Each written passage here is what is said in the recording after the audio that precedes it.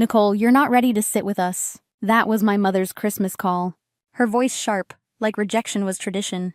I'm Nicole Parker, 34, from Louisville, Kentucky. Founder of Solar Wave, the company my family dismissed as a fantasy. My father's words still cut. Prove yourself first. Until then, you don't belong. They toasted crystal glasses without me, while I stayed behind, chest tight, hands clenched. But that night, the news broke. Solar Wave signed a $150 million deal.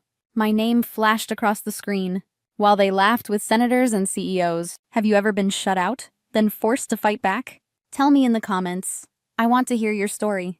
Because sometimes, the table they deny you isn't worth sitting at. Growing up in the Parker house felt like sitting trial every night. My father, David Parker, a sharp attorney, never left the courtroom. He cross-examined his kids at the dinner table, his voice slicing cleaner than any steak knife. My mother, Linda, didn't need a gavel. Her words, printed in the city paper, carried enough weight. If she said something was true, it was gospel.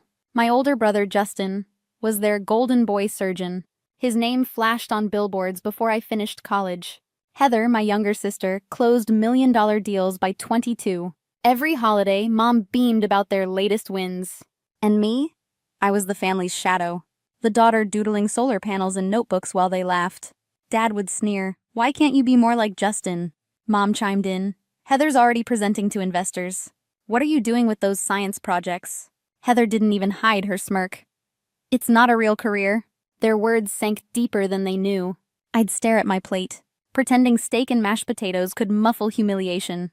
I learned early silence was safer than fighting back. Later, I'd lie awake in my room, replaying their voices until they became my own doubts. The only person who saw me was Grandpa Harold, a retired engineer with hands rough from decades of work. He'd sit on the porch, listening to my wild ideas about renewable energy. "You've got something special, Nicole," he'd say, steady eyes lit. "Don't let them dim your light." When I was 17, he gave me a battered book on renewable energy. Dog-eared margin notes, his dreams scrawled between equations. "This world needs people like you," he whispered.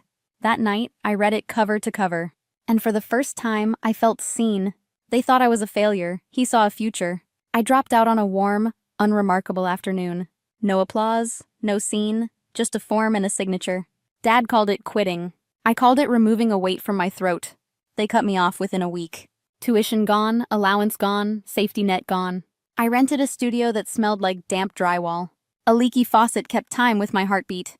Then Grandpa Harold called, breath thin but steady.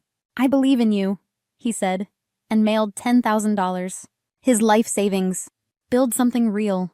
I bought a used laptop and engineering software. Stacked library books until the desk bowed. Sketched panel layouts on napkins between diner shifts. Coffee stains bled into my circuits. Loneliness liked to sit on my radiator. It hummed while I debugged voltage regulators at 2 a.m. When doubt got loud, I opened Harold's battered book. "Keep going," his note whispered through the paper. I met Matthew at a noisy coffee shop. "Solar Wave girl?" he asked, eyes curious, not cruel. An energy engineer with a failed startup and stubborn hope. We started sharing screens, then a rented garage.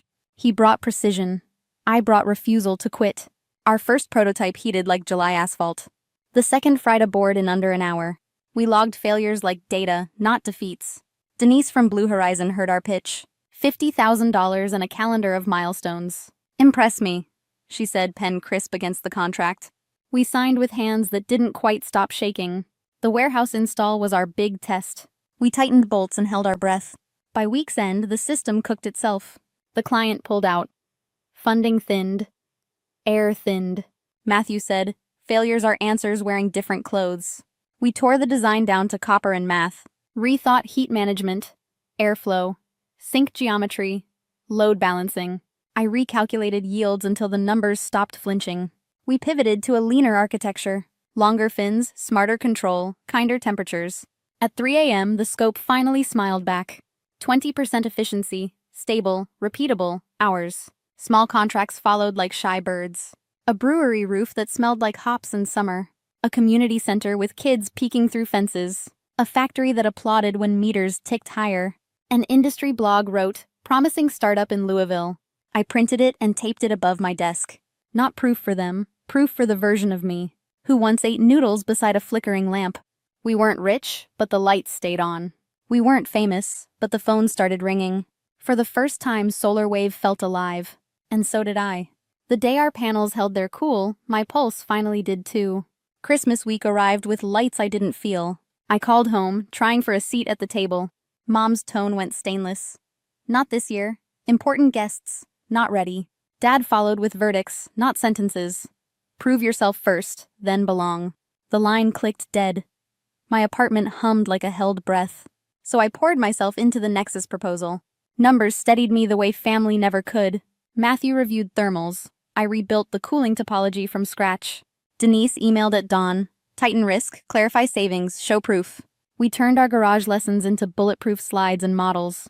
On Christmas Eve, an email from Nexus pinged hard. Susan Lin, director of procurement, wanted a same-day revision. Your heat dissipation lags under summer load. Fix it tonight. The clock sneered.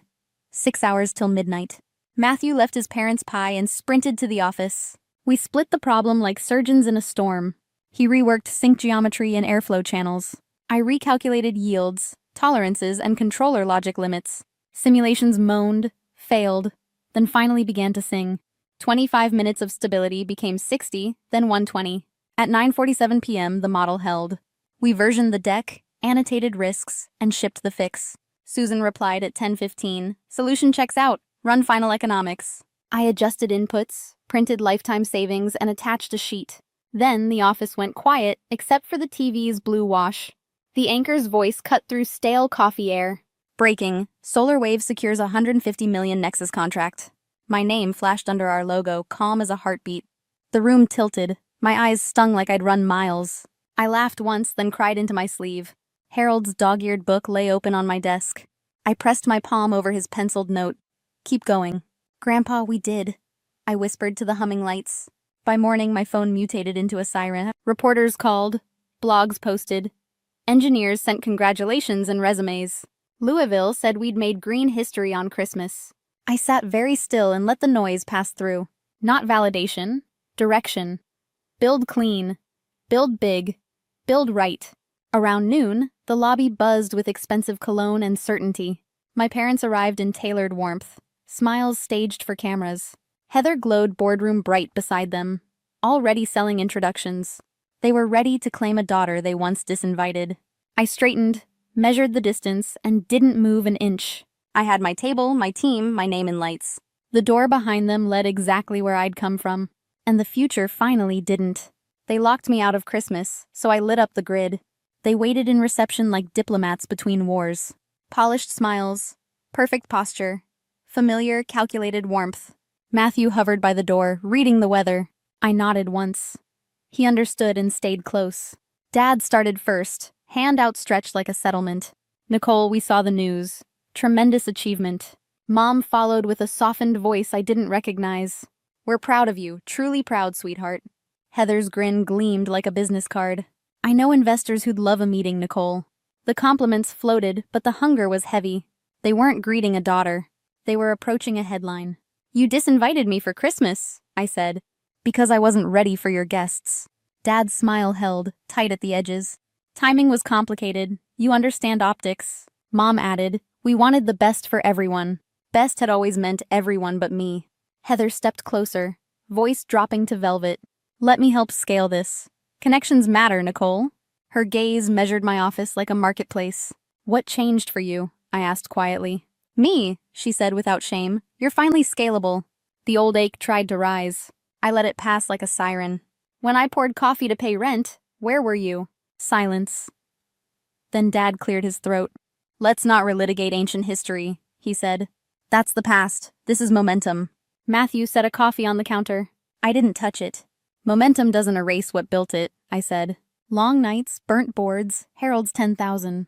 Mom stiffened at Harold's name. He encouraged recklessness, she said, then blinked. Poor choice of words, she added, too late. You called my work childish, I said. You called me reckless, you cut me off. You told me I wasn't ready to sit down. Dad tried the father tone, lower, firmer. You'll need us for what's next, he warned. That world is bigger than you think. It is, I said. That's why I built a team.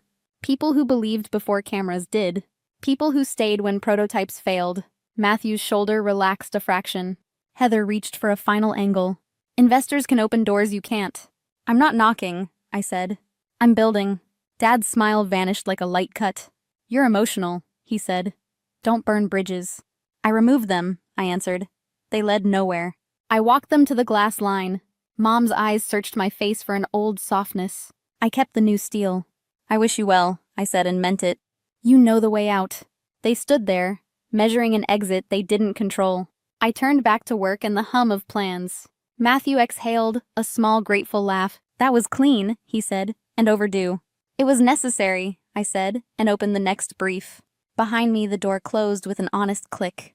Not triumph, not spite, alignment. For the first time, the room felt fully mine. They came to claim a seat, so I kept the whole table. 6 months later, Louisville felt different under my feet. Our office buzzed like panels at noon. New hires learned the language we wrote in solder. Denise coached boardrooms. Matthew tuned thermals like a violin. Diane Carter joined the lab and my life. She loved the math and the mess. She loved me without a scoreboard. I set up the Harold Carter Scholarship, $100,000 for stubborn dreamers. At the ceremony, I held his dog-eared book. Keep going, the penciled note still whispered. A shy student showed her battery prototype, hands shaking. I saw my past steady her present. My parents sent flowers once, then silence. Heather forwarded an exclusive dinner. I declined gently. I wasn't angry. I was finished negotiating belonging. Some doors stay closed so windows can power cities. Grandpa's porch stories outlived every lecture. His belief paid compound interest. Nexus expanded our contract across the Midwest. We built faster, smarter, cleaner, kinder. I slept better than I ever had. Not because headlines softened, but because boundaries held. On cold nights, I remember that Christmas call. You're not ready to sit with us. Maybe I wasn't ready to sit. I was ready to build. There's a difference no table can teach. If rejection found you and tried to rename you, breathe. Ask whose voice profits when you shrink. Choose the room that expands your lungs. Choose the work that returns your name. You're not cruel for closing a door that keeps you safe. You're not selfish for loving the life you built. Have you ever set a boundary they called betrayal? Tell me your story. I'm listening, and so is someone else. Walking away wasn't a loss. It was power routed back to me. I was halfway through replying to a client email when my phone lit up. Mom blinked across the screen. I let it ring twice before answering. Hi, Rowena. Her voice was unusually bright, almost festive. I straightened in my seat. Hey, I just wanted to let you know. Jasper and I are heading to Europe tomorrow. Isn't that exciting? I blinked. What? Oh, right. Almost forgot. Well, not forgot. Just didn't want to make a big deal of it. We sold the beach house and your car. We needed the money fast, and it's not like you were using either. Anyway, everything's finalized. The money's wired. We're off tomorrow afternoon. A laugh, breezy, carefree. Love you, sweetheart. We'll send pictures. The line went dead. I stared at my reflection in the dark laptop screen. Behind me, the barista refilled someone's order, called out a name. Outside, traffic moved like nothing had shifted, but something had. She said, we. She meant her and Jasper, not me. The beach house had been in our family since I was a kid. My father built the dock himself. My car, an old Saab I'd rebuilt with Dad one summer, wasn't flashy, but it was mine. And yet, according to her, they were both gone. Casually liquidated, a line item on her itinerary. I closed my laptop slowly. No rush, no panic. I knew this day would come. I'd even planned for it, though I wasn't sure I'd ever have to use that plan. I took one last sip of lukewarm coffee, reached into my bag, and pulled out a second phone, the one I only used for one contact. I dialed. One ring. Rowena Milo's voice was calm, clipped familiar. She did it, I said. She sold the house, and the car. A pause. Understood. Do we proceed? I exhaled through my nose. Yes, quietly. All right, let's start with the deed records. I'll call you back in an hour. I ended the call and tucked the phone back into my bag. Around me, life in the cafe carried on. No one noticed that someone had just tried to erase me, but she forgot something. She forgot what my father taught me: how to prepare without noise, how to wait without warning, and how to protect what was mine before she ever knew its worth. The envelope had been in the back of my dresser drawer for 15 months. I'd moved it twice, once when I relocated to Asheville, once when I reorganized after the holidays, but I'd never opened it. I hadn't even been tempted. His handwriting was still crisp on the front, "Rowena, when you're ready." The morning he gave it to me, we were sitting on the porch of the beach house. I'd driven in from Chapel Hill just to spend the weekend. He poured me coffee, then placed the envelope between us like it was nothing more than a receipt. "Don't open it," he said, "unless something happens. And only when you feel it's time." I thought he meant something dramatic, like if he got arrested or was diagnosed with something terminal. He didn't mention heart attacks. Didn't mention dying on a Tuesday morning in the garage while changing the brake pads on my car. That envelope became a ghost I lived beside. I kept paying the taxes on the house because I thought I was honoring his memory. I let Mom use the car because I thought it was the decent thing to do. But now she had sold both like they were pieces in a yard sale. I laid the envelope on the dining table. My hands were steady, but my chest throbbed with something I didn't have a name for. I slid my thumb under the seal. Inside were 5 documents, no letter, no instructions.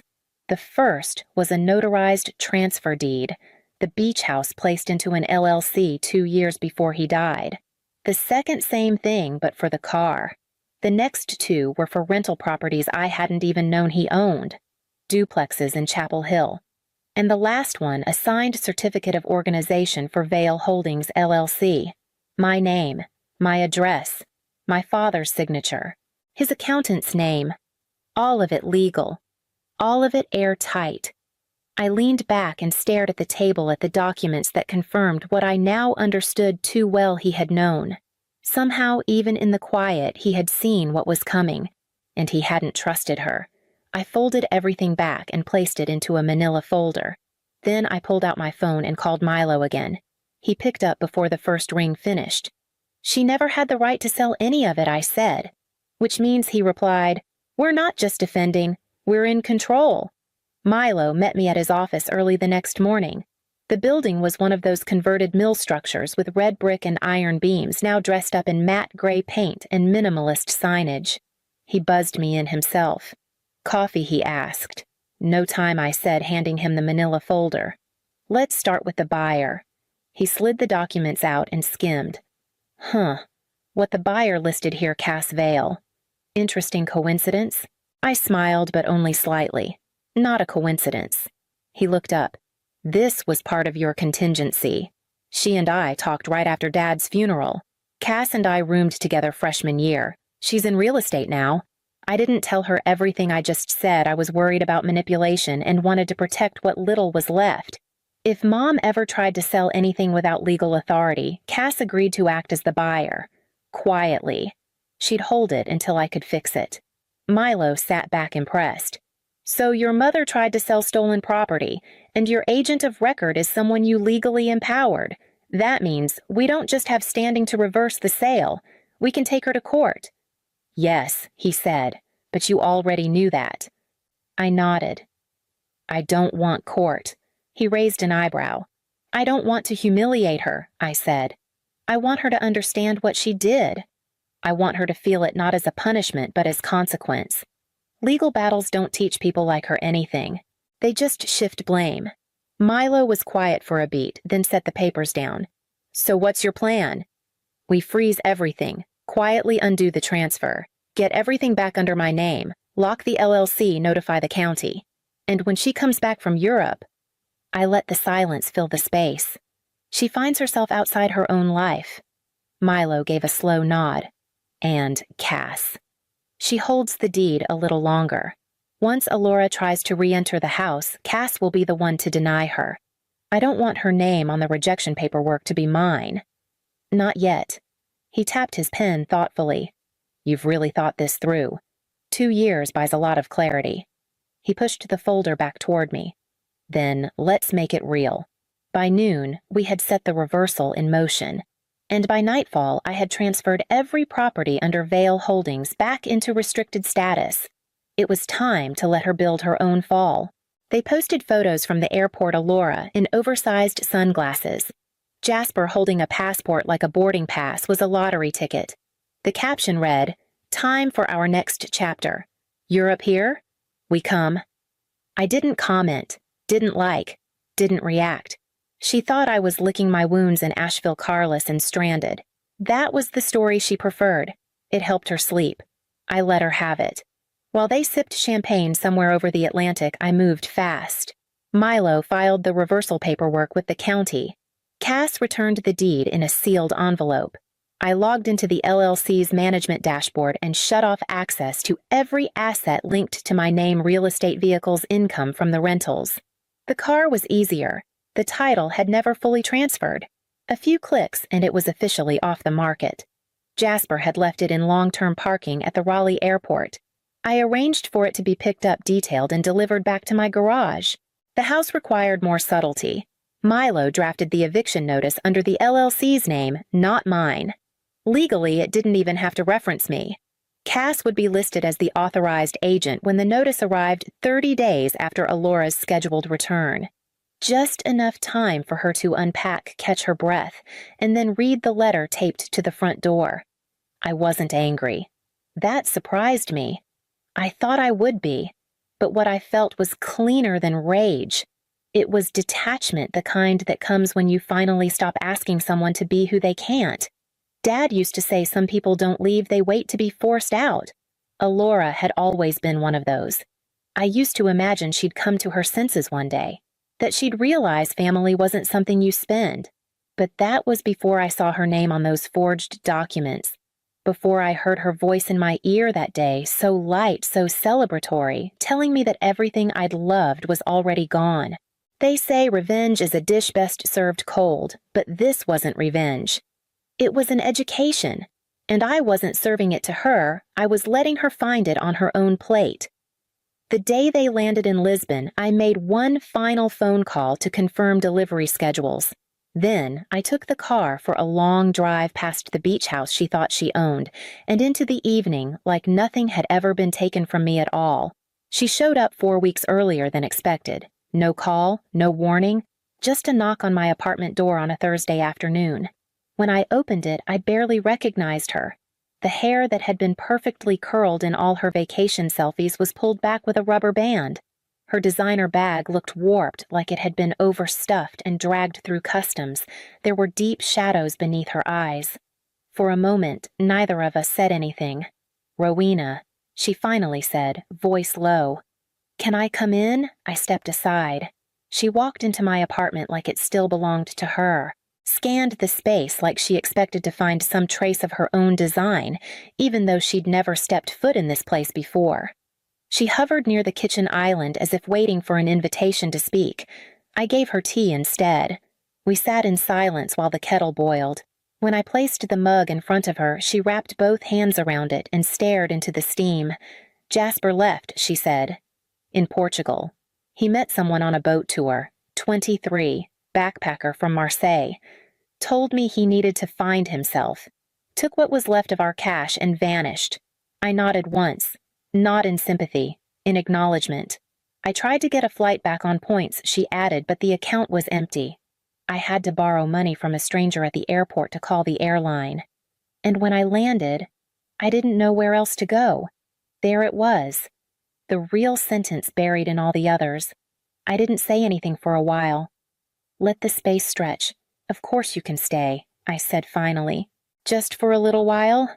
She blinked, surprised. "Thank you, baby. I know I don't deserve it." I didn't argue. She stayed in the guest room. I gave her clean towels, a key, and the Wi-Fi password. I didn't ask what she planned to do next. She didn't ask what I'd been doing since she left. Each evening she cooked dinner, small, over-seasoned attempts to recreate meals from when I was a child. Each morning she washed the dishes before I woke. I let her think this meant something. I smiled when she asked about my work. I nodded when she said she might look for a job. But I also kept notes, quietly. Every receipt she used my card for, every call she made from my phone line, every statement she made that contradicted something she'd said before. I wasn't collecting evidence to use against her. I was collecting it for myself, for the record. Because forgiveness without clarity isn't forgiveness. It's erasure, and I had spent enough of my life being erased. When she went to bed early one night, I pulled out the old notebook I used for client strategy briefs and turned to a fresh page. I wrote her name at the top.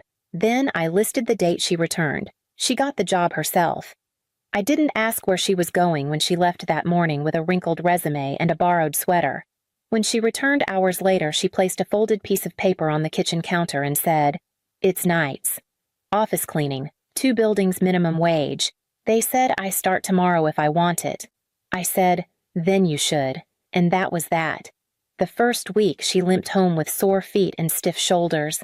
I left Epsom salts by the bathroom door and didn't comment when she didn't thank me. She woke before I did, dragging herself out of bed to avoid the embarrassment of being seen asleep past sunrise. Something about it all felt too rehearsed, too neat. The right kind of suffering performed at the right volume. A little humility just loud enough to be noticed. But then there were the moments when she forgot to play. One afternoon I found her in the laundry room scrubbing the cuffs of her work pants by hand, even though the machine was free. She wasn't humming. She wasn't posing. Just focused her mouth a flat line. Another evening, she sat at the kitchen table with a notepad mapping out her hours and expenses like she was building a life from dust. No audience, no narration. I watched. I didn't praise her. I didn't rescue her. That wasn't the point. She cooked simple meals, now lentils, rice, canned vegetables, and she ate every bite, no longer pushing away her plate with the practiced disinterest of someone who'd always had too much. Occasionally, she spoke about applying for a second job, about taking GED prep classes maybe, about how she once wanted to study interior design before things got complicated. I didn't ask what complicated meant. She didn't offer more. We weren't mother and daughter in those moments. We were 2 women sitting across from each other in a room where neither of us had the upper hand. And yet, something shifted when she stopped asking for it. She never once mentioned the beach house. Never asked about the car. Maybe she assumed they were lost. Maybe she knew they weren't and chose not to ask. Maybe she was waiting for me to bring it up. But silence has its own gravity. It either pulls you closer or teaches you how to hold your shape without apology. One night as I passed her door, I heard her crying softly, not loudly enough to be heard, not loud enough to be comforted. Just the sound of someone whose old world had collapsed and who was still deciding if this new one could be built with her bare hands. The second envelope was smaller. I'd almost forgotten it existed. I found it tucked behind an old photo album in the bottom drawer of my desk. No label this time, just my name written in my father's distinct, careful hand. Inside was a USB drive and a folded sheet of paper. His writing again. If she ever returns and if she ever tells the truth, give her the rest. But only if you're ready to see all of it yourself. I plugged it in. There were no videos, no letters. Just numbers, ledgers, spreadsheets, legal scans. A quiet forest of truth. The trust fund was real. Established 4 years before he died. Tied to an account in Wyoming hidden under a shell company. I was the sole beneficiary. The house, the car, and the rental properties were only a piece of it. What shocked me more was the note buried in one of the folders, a record of a prior attempt to access the fund 2 years ago, Alora's name, her forged signature, a denied claim flagged by the bank and quietly closed after my father passed. She had tried even then. And she had failed. I printed out what mattered, the trust paperwork, the forged document, a summary page listing every asset I now legally controlled.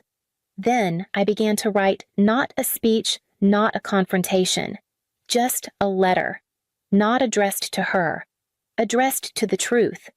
For once, I didn't want her to hear my voice. I wanted her to see the paper, to read what had always been hidden in plain sight.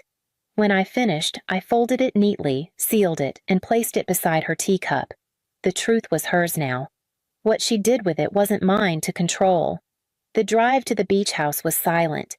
She didn't ask where we were going until we pulled into the gravel lot.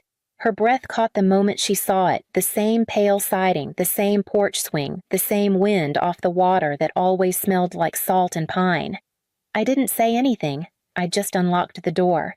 She stepped inside slowly, her hand grazing the trim as if to confirm it was real. In the kitchen, she paused by the ceramic teapot she once bought at a yard sale. On the bookshelf, her eyes caught the framed photo of Dad in his flannel holding a fish bigger than his smile. I let her wander. When she sat on the couch, I placed the envelope in her lap and left the room. From the hallway, I listened to the rustle of paper. Then, silence. Then, breath that broke. And then, soft, guttural sobbing. It came in waves. She didn't call my name. When I returned, she was still holding the letter hands trembling. I sat across from her and waited. She didn't deny anything. She didn't defend herself. She just looked at me like she was seeing me for the first time, not as a daughter, but as the ledger she could no longer rewrite. "You have a choice," I said. "You can leave now with dignity. Or you can stay, not as my mother, but as caretaker. This house is going to become a retreat for women who were erased by people who claimed to love them." She nodded once. "I want to stay." I stood and opened the window beside her. The ocean air rushed in, and for the first time in years, it didn't sting. It steadied, it cleared, it stayed. The key still fit. That surprised me more than it should have. I turned it slowly, half expecting resistance, but the lock gave way with a soft click, the same as it always had. I stepped inside with the stew pot in my hands, wrapped in a towel to keep it warm. It was Loretta's favorite lentils ginger cumin. The kind of meal that lingered in a kitchen long after it was gone. The hallway smelled faintly of eucalyptus. New. Not ours. I walked in and saw Loretta first. She was at the kitchen island scrolling through her phone. She didn't look up until I placed the pot on the counter. "Oh," she said, like she'd forgotten I had a key. "You should have called first." I blinked. "I brought dinner." "We already ate," she replied, setting her phone down. Before I could speak, Vivian appeared in the doorway, hair-damp sleeves pushed up tape measure hanging from one hand. "Next time a heads-up would be great," she said, offering me a thin smile. "This is kind of our space now. Our space." I glanced around. The curtains had changed. The rug was new. Even the spice rack had been rearranged. I opened the fridge to slide in the stew and saw rows of labeled containers meal preps, mason jars oat milk that wasn't there before. No one said thank you. Vivian moved past me and pointed to the wall near the staircase. "We're thinking of repainting. That lavender in the guest room. Too cold. The guest room. My room." Loretta offered a tight smile. "It's been working well, the setup. It's just easier when things stay predictable." Predictable. I nodded once. "Of course." I didn't stay long. I left the pot in the fridge, walked through the quiet I used to call home, and let myself out with the same key I had always used. But this time, it didn't feel like it unlocked anything at all. The next time I visited, it was only to drop off a package that had been mistakenly delivered to Sophie's. I didn't plan to stay. I didn't even take off my coat. The curtains were gray now, thick hotel-like fabric that blocked the light. They hung heavy where lace used to flutter. The photo wall was gone too. In its place, 3 minimalist canvases. Beige on beige. I set the box down by the stairs. Loretta glanced at it from across the room but said nothing. "I figured it was something Vivian ordered," I said. "She's upstairs." Loretta replied, "Not quite an invitation." I turned toward the kitchen. The spice rack was different. The tin of Dad's garam masala was missing. In its place, labeled jars with sleek black lids.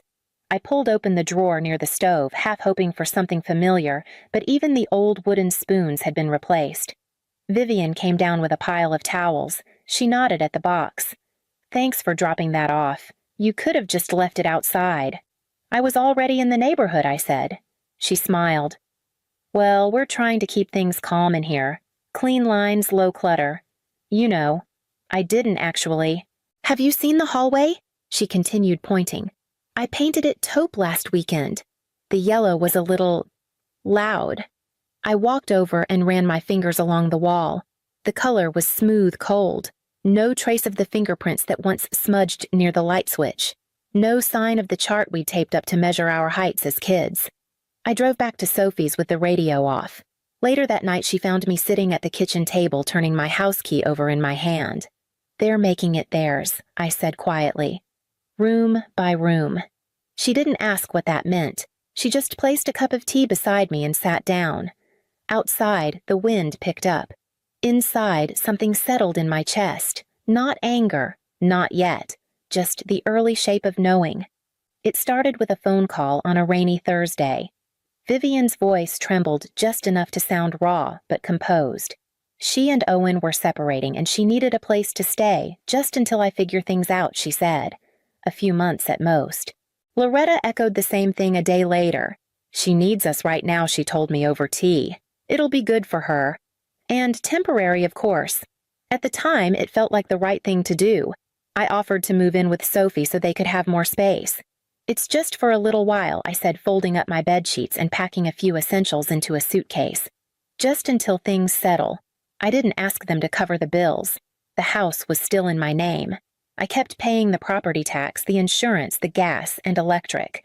Loretta sent updates every so often, mostly about Vivian's job search, her adjustment, her need for calm. I still came by sometimes bringing groceries, grabbing mail, fixing things no one else noticed. But with each visit, it seemed like the furniture had shifted. The photos had thinned out the air itself, no longer remembered me. At the 6-month mark, I asked Vivian how her apartment search was going. She waved a hand. Mom's comfortable with me here. It's working. No need to rush. Loretta didn't disagree. That night, I found the utility bill in my inbox again. Auto-debited like always. My name, my address, their life. Sophie looked up from the couch when I tossed my keys on the table. Still temporary, she asked. I didn't answer right away. I just stood there watching the rain drip down the window. I think I gave them space, I said finally. But I don't think they ever planned to give it back. She didn't say anything, but she didn't need to. Somewhere between helping and stepping aside, I had disappeared, and no one had noticed. I had gone to the house to pick up an old file for tax season, something I knew was still in the upstairs cabinet where Dad used to keep important papers. The drawer had always been ours in that unspoken family way. Old passports, vaccination cards, school certificates, even a few birthday cards he couldn't throw away. But when I pulled the handle, it didn't budge. Locked. I stood there for a moment, hand still on the knob. Then I called down the stairs. Loretta, do you have the key to the filing drawer? A pause. Then her voice floated up casual. Oh, Vivian keeps her serums in there now. It's just skincare stuff. Skincare. I needed the mortgage file, I said. Should still be in there. You should have said something earlier, she replied. We've all had to make room for what matters. I froze. What matters? I walked back down the stairs without answering, my palms warm from gripping the banister too tightly. Later that day, I checked the basement. The bins were stacked 3 high, each labeled in Vivian's handwriting, Winter Decor Workout Gear Kitchen Overflow. In the far corner, unmarked and slightly dusty, I found them. My sketchbooks, a shoebox of Polaroids, the stuffed bear with the crooked button eye I used to sleep with, all crammed into a plastic tub, its lid halfway snapped shut like someone hadn't bothered finishing the job. I sat on the basement floor and opened the sketchbook. On the first page was a drawing of our old cat curled on the windowsill. I remembered that afternoon, the way the light hit her fur, how long I sat cross-legged trying to get her whiskers just right. When I came back upstairs, Loretta and Vivian were rearranging the living room. Vivian was holding a new lamp, all brushed gold in clean lines. We're thinking of replacing the bookshelf, she said, nodding toward the one that used to hold our family albums. Loretta looked up at me with a smile that didn't quite land. Change is good, right? I said nothing. Just stood there. It was strange how space could be filled so quickly, how someone else's things could nestle into yours without asking, and how without meaning to you could be packed away with the rest of the clutter. It wasn't one moment. It was hundreds of them stacked quiet as dust on top of each other. The first time I really felt it was the Wi-Fi. I came by one morning to send a document before a client call. I'd used the same password for years, Dad's birthday and the street number. It had always worked. That day, it didn't. I asked Loretta. She blinked like she was surprised I didn't know. Vivian changed it a few weeks ago. Something more secure. She didn't offer the new one. I didn't ask again. Then, weeks later, I stopped by after a doctor's appointment. Loretta wasn't home, but I had left my health insurance card in the drawer by the fridge. When I opened it, the folder was gone. Vivian looked up from the couch. Oh, Mom took your name off the emergency contacts. Said you're not living here right now. Not living here. It wasn't said with malice. It was said with certainty. I smiled tight-lipped and left without another word. Another time I slipped and said I'll bring it next time I'm home. It was about a sweater I'd borrowed, nothing important. Vivian tilted her head. You mean the house? You don't live here anymore, Anissa. You have a place now, right? She didn't say it unkindly. She said it like it was a fact she assumed I'd already accepted. I nodded, but that night I couldn't sleep. I opened my journal, the one I kept zipped at the bottom of my suitcase. I wrote until my hand ached. They didn't forget me, I wrote. They rewrote me. Each line that had once held my name had been edited, not crossed out, just replaced. With new routines, new labels, new locks. They hadn't slammed a door. They'd made it slowly disappear. I remembered how Dad used to say, "It's the things they don't say that tell you the most." Back then, I thought he was talking about grief. Now, I think he was talking about this erosion, this quiet dismissal passed off as practicality. I stared at the last sentence on the page. It pulsed. Maybe I let it happen. Maybe I didn't want to be the one to make noise to claim a corner to say, this part is still mine. Maybe I thought if I stayed quiet enough, they'd make room for me again. But they hadn't, and I was starting to see that they never planned to. It was late when I pulled the suitcase from under Sophie's guest bed. I wasn't looking for anything specific, just needed to feel like something still belonged to me. I unzipped the side pouch and found it there, the red folder slightly warped at the corners, the elastic band still stretched around the middle. Inside were the papers I'd forgotten I still had. The house deed, utilities, tax receipts. My name still printed at the top of every form. I sat on the carpet with the folder open across my knees, flipping slowly through the pages. My signature repeated itself again and again. It hit me soft, but final. The house was still mine. The mortgage had been paid off after Dad died. I had kept everything in my name to make things easier. It was supposed to be temporary. My phone buzzed once. A calendar alert for the water bill due next week. I stared at the screen, then closed the folder and walked to the kitchen. The next morning, I found the old business card tucked inside a cookbook. Martin Feldman, the realtor who helped us buy the house. He used to send Christmas cards every year with a photo of his dog in a Santa hat. I dialed the number. Feldman Realty, a woman answered. Hi, I said. Is Martin still available? A pause. One moment, then his voice. Older now, but warm. Martin speaking. Hi, I said again. This is Anissa Nouri. You helped my parents buy the house on Alder Lane 20 years ago. Alder Lane, he said. Yes, of course. Beautiful 2-story near the cherry trees. How can I help? I looked out the window. Sophie was watering her basil plant on the porch. I'm thinking of selling, I said. There was a beat of silence. All right, he said gently. Is this urgent? No. But it's time. Quiet sale. No signs. Just someone who's ready. I heard the way my own voice sounded. Not sharp. Not sad. Just still. Understood, he replied. We'll make it simple. I thanked him, hung up, and placed the folder on the kitchen counter. Then I made tea.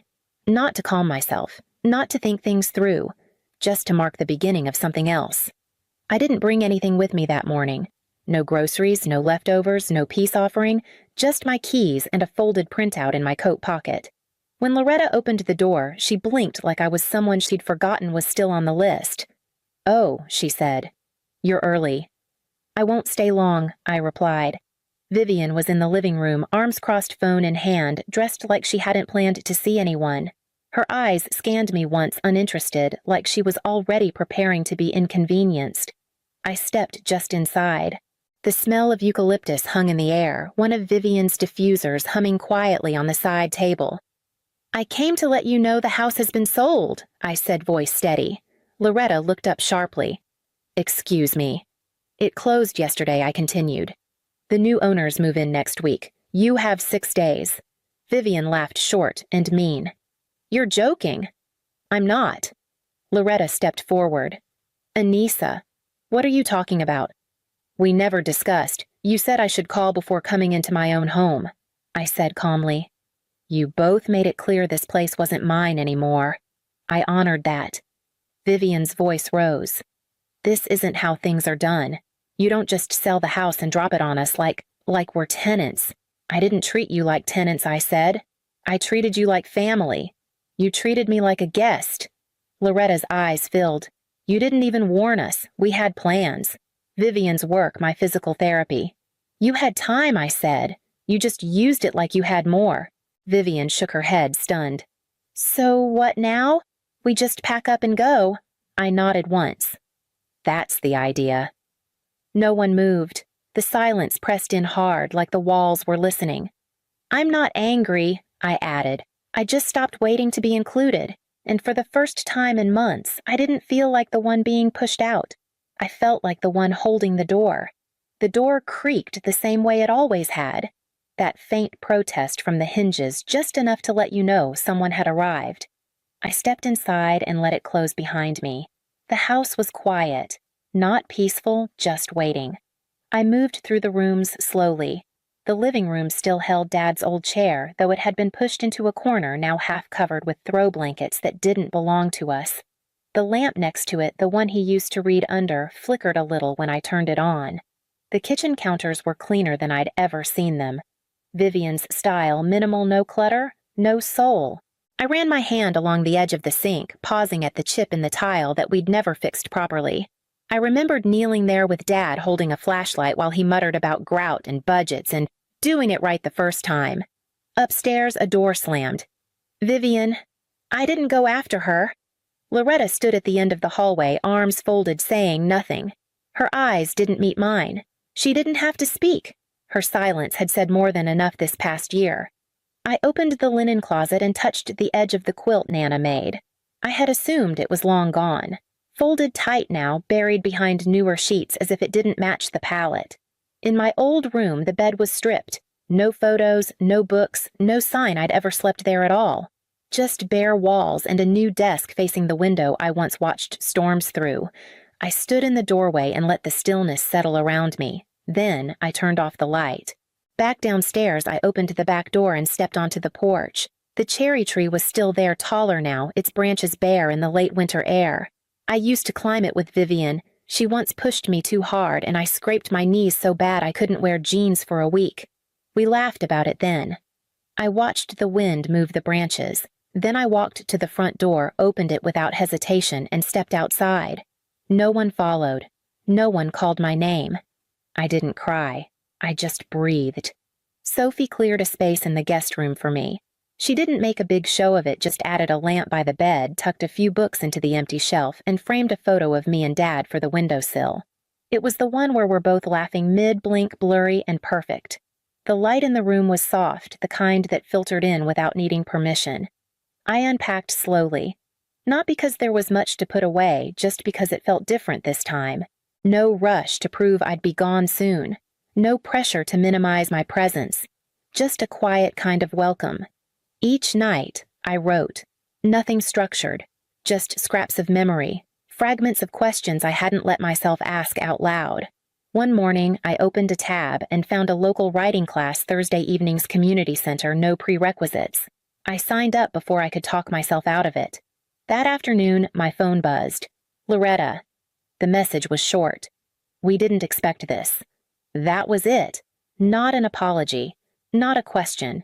Just a reaction dropped into my inbox like a stone in still water. I stared at it for a while, thumb hovering over the keyboard. Then I set the phone down.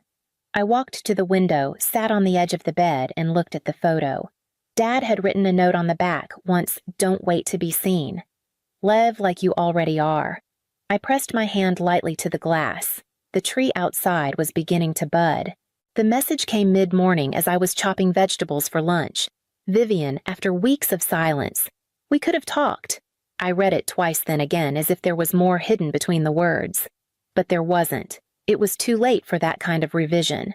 I typed back, slowly. I talked. You didn't listen. No reply followed. 2 days later, the moving truck pulled up to Alder Lane. I didn't go to meet the new owners, just watched from my car for a moment as they carried in boxes, plants a child's bicycle, A young couple mid-30s already laughing in the driveway. I placed the banana bread on the porch, still warm, wrapped in a tea towel, and tucked a small card underneath. No name. Just, welcome home.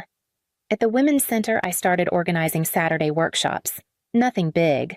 Just a few hours helping with resumes, leading quiet writing circles. I felt useful there, seen without performance. A name on a sign-up sheet, not an afterthought. Sophie noticed the difference before I did. "You've stopped holding your breath," she said one evening over tea. Maybe I had. I still thought about the house sometimes, not with longing, but with the kind of distance you give something that once mattered more than it should have. I didn't sell the house out of anger. I sold it because it no longer remembered me.